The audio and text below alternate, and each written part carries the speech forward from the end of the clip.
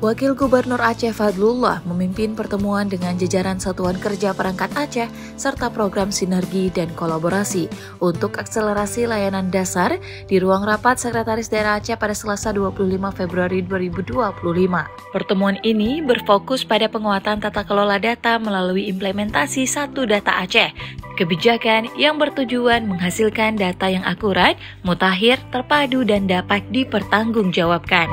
Satu Data Aceh merupakan bagian dari kebijakan nasional Satu Data Indonesia yang bertujuan untuk mendukung perencanaan pembangunan Aceh agar lebih efektif dan berkelanjutan.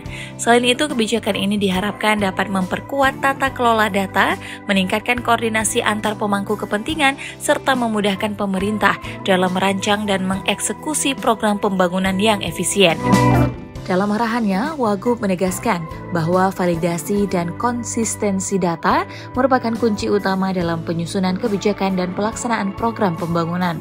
Menurutnya, keakuratan data sangat penting karena setiap program, baik yang berasal dari pemerintah pusat maupun daerah, bergantung pada informasi yang valid. Ia memperingatkan bahwa ketidakvalidan data dapat berdampak luas, menyebabkan program tidak tepat sasaran dan gagal menyelesaikan permasalahan di masyarakat.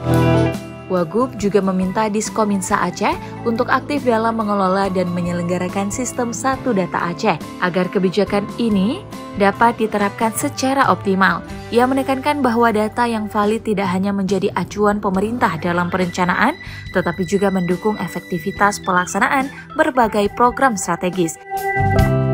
Dengan adanya arahan tegas dari Wakil Gubernur Aceh, diharapkan implementasi Satu Data Aceh dapat berjalan dengan optimal, sehingga setiap kebijakan dan program pembangunan memiliki landasan data yang akurat dan terpercaya.